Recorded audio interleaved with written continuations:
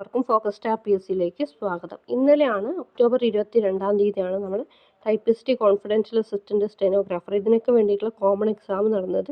അപ്പോൾ ഈ ഒരു എക്സാമിന് ശേഷം കുറേ പേരൊക്കെ ഡൗൺ ആയി നിൽക്കുന്ന ഒരു സമയമാണ്. അപ്പോൾ ഈ കോൺഫിഡൻഷ്യൽ അസിസ്റ്റൻ്റ് വേരിയസിന് വേണ്ടിയിട്ട് പ്രിപ്പയർ ചെയ്യുന്ന ആൾക്കാർ ശ്രദ്ധിക്കാനുള്ള കുറച്ച് കാര്യങ്ങളാണ് ഇന്നത്തെ വീഡിയോയിൽ ഡിസ്കസ് ചെയ്യാൻ പോകുന്നത്. അപ്പോൾ നമുക്കറിയാം കഴിഞ്ഞ കോൺഫിഡൻഷ്യൽ അസിസ്റ്റൻറ്റിന് OMR ഏറ്റവും കൂടിയ കട്ട് ഓഫ് എന്ന് പറയുന്നത് 31.67 മാർക്കാണ്. ബാക്കിയുള്ള ഡിസ്ട്രിക്റ്റിൻ്റെ നമുക്കറിയില്ല. തിരുവനന്തപുരം 23.33 മാർക്കാണ്, എറണാകുളം 16 മാർക്കാണ്, കോഴിക്കോട് 31.67 മാർക്കാണ്. അപ്പോൾ ഇപ്രാവശ്യം എക്സാം എഴുതിയപ്പോൾ കുറേ പേർക്ക് ഡിസപ്പോയിൻമെൻ്റ് ഉണ്ട്. എന്തുകൊണ്ടാണെന്ന് വെച്ചാൽ നമ്മൾ വിചാരിച്ച രീതിയിൽ മാർക്ക് സ്കോർ ചെയ്യാൻ പറ്റിയിട്ടില്ല. മറ്റു ചിലർക്ക് നെഗറ്റീവ് കൂടുതലായിട്ട് വന്നു. അതുപോലെ തന്നെ അറിയുന്ന ക്വസ്റ്റ്യൻസ് പോലും തെറ്റിക്കേണ്ട ഒരു അവസ്ഥയാണ് വന്നത്. അപ്പോൾ കുറേ മാർക്ക് വളരെ കുറഞ്ഞ ആൾക്കാരുണ്ട്. അപ്പോൾ ഇതിലും പലരും കട്ട് ഓഫൊക്കെ പറയുമ്പോൾ ചിലർ പറയുന്നത് ഒരു 80-70 കട്ട് ഓഫ് വരും. അതായത് കോൺഫിഡൻഷ്യൽ അസിസ്റ്റൻറ്റിന് 80 അല്ലെങ്കിൽ 70 കട്ട് ഓഫ് വരും എന്ന് പറഞ്ഞിട്ട് കുറേ പേര് വെറുതെ പറയുന്നുണ്ട്. പക്ഷെ അത് ആ ഒരു ഇത് കേൾക്കുമ്പോൾ ബാക്കിയുള്ളവർക്ക് നല്ല സങ്കടം വരുന്ന ഒരു കാര്യമാണ്. അപ്പോൾ അവർക്ക് വേണ്ടിയിട്ടാണ് ഈ വീഡിയോ ചെയ്യുന്നത്. അത്രത്തോളം വലിയൊരു ഹൈ കട്ട് ഓഫ് ഒന്നും ഈ എക്സാമിന് വരില്ല. എന്തുകൊണ്ടാണെന്ന് വെച്ചാൽ ഡിസ്ട്രിക്റ്റ് വൈസ് നോട്ടിഫിക്കേഷനാണ്. അതുപോലെ അതിൽ ആപ്ലിക്കേഷൻ കൊടുത്തിട്ടുള്ള ആൾക്കാരുടെ എണ്ണം കുറവാണ്. അതുപോലെ തന്നെ ഡിസ്ട്രിക്റ്റ് വൈസ് ആയതുകൊണ്ട് തന്നെ കോമ്പറ്റീഷൻ പൊതുവേ കുറവായിരിക്കും. എല്ലാ ഡിസ്ട്രിക്റ്റിലും ഒരുപോലെ ആയിരിക്കില്ല, എങ്കിലും നമുക്ക് സ്റ്റേറ്റ് വൈഡ് പോലെയല്ല. ഇത് ഡിസ്ട്രിക്റ്റ് വൈസ് ആണ് നോട്ടിഫിക്കേഷൻ. പിന്നെ അതുകൂടാതെ ഇതിൻ്റെ പ്രത്യേകത എന്ന് പറയുന്നത് നമുക്ക് ഈ OMR എക്സാമിന് കിട്ടുന്ന ആ ഒരു മാർക്ക് ജസ്റ്റ് എലിജിബിലിറ്റി മാത്രമാണ്. ഇതിൽ റാങ്ക് ലിസ്റ്റിൽ റാങ്ക് നിർണ്ണയിക്കുന്നത് നിങ്ങളുടെ ഡിക്റ്റേഷൻ ടെസ്റ്റിൻ്റെ മാർക്കും ഇൻ്റർവ്യൂവിൻ്റെ മാർക്കുമാണ്. ഓക്കെ, അപ്പോൾ ആ ഒരു കട്ട് ഓഫ് കിട്ടുമോ എന്നുള്ളത് സംശയമാണ്. അപ്പോൾ അതിൻ്റെ കാര്യങ്ങളാണ് പറയുന്നത്.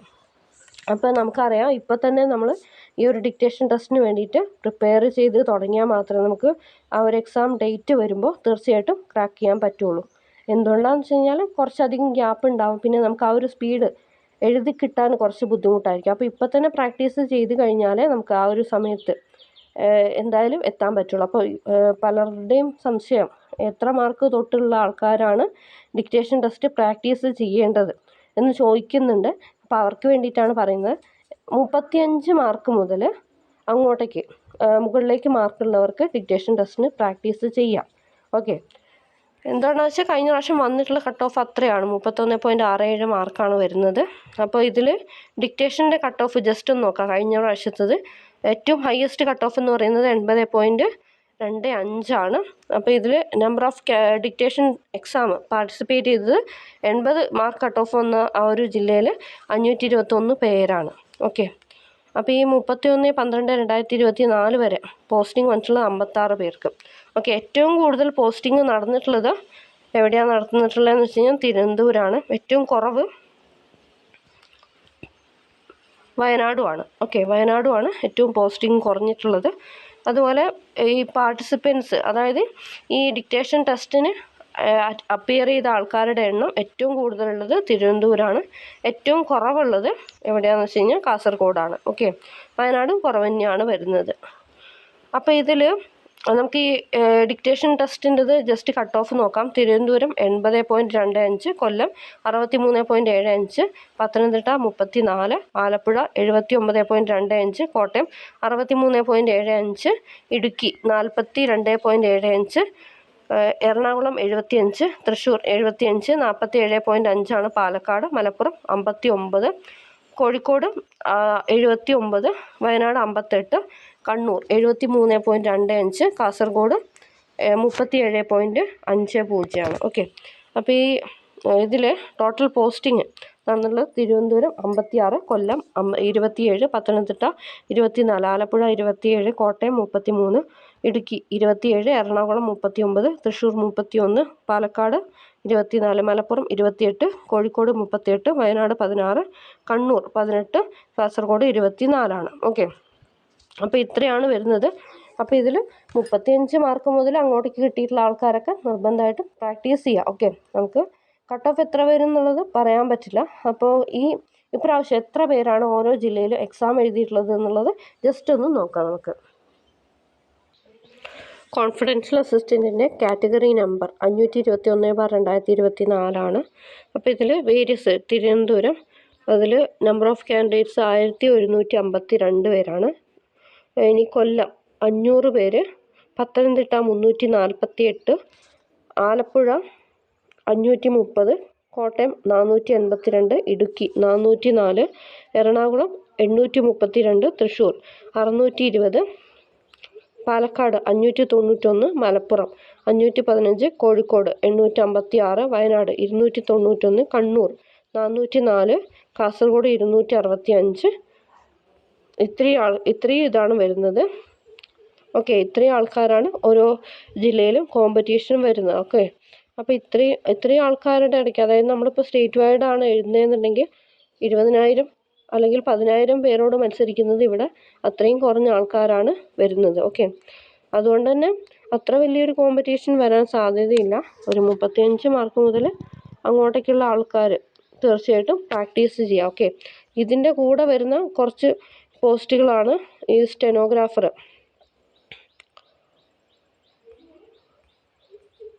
സ്റ്റെനോഗ്രാഫറിൻ്റെ പോസ്റ്റുകളുണ്ട്.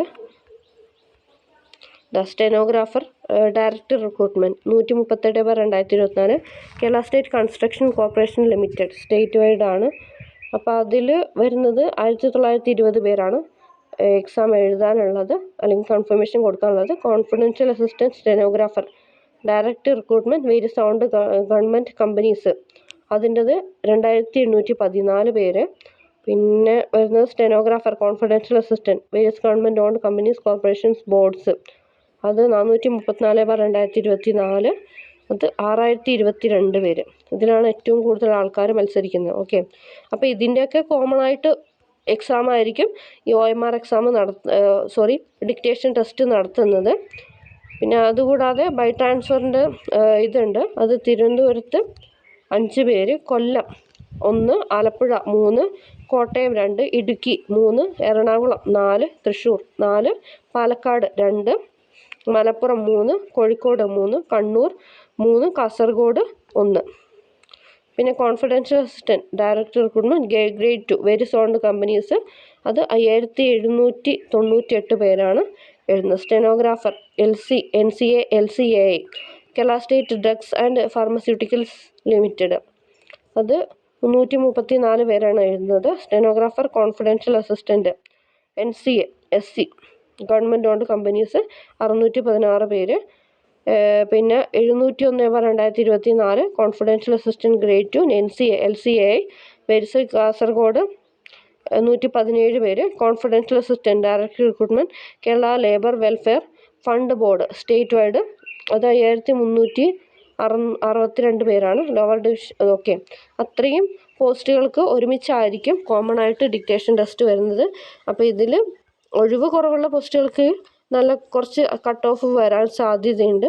ഒരു 50-60 ആ ഒരു റേഞ്ചിൽ കട്ട് ഓഫ് വരാൻ സാധ്യതയുണ്ട്. പക്ഷേ വേരിയസിന് അത്രത്തോളം ഒരു ഇത് കട്ട് ഓഫ് വരാൻ സാധ്യതയില്ല. അതുകൊണ്ട് തന്നെ 35 മാർക്കിൻ്റെ മുകളിലേക്കുള്ള ആൾക്കാർക്ക് തീർച്ചയായിട്ടും ഡിക്റ്റേഷൻ ടെസ്റ്റ് പ്രാക്ടീസ് തുടങ്ങാവുന്നതാണ്. ഓക്കെ, നല്ല രീതിയിൽ പ്രാക്ടീസ് ചെയ്യുക, നന്നായിട്ട് എഴുതി പഠിക്കുക, ഡെയിലി പ്രാക്ടീസ് വേണം. ഒരു ദിവസം പോലും മുടങ്ങാതെ പ്രാക്ടീസ് ചെയ്യാൻ വേണ്ടിയിട്ട് ശ്രമിക്കുക. മാക്സിമം വരുന്ന ആ ഒരു റാങ്ക് ലിസ്റ്റിൽ മുകളിലത്തെ റാങ്ക് തന്നെ വാങ്ങാൻ വേണ്ടിയിട്ട് ശ്രമിക്കുക. എല്ലാവർക്കും വിജയാശംസകൾ നേരുന്നു. Thanks for watching. Have A nice day.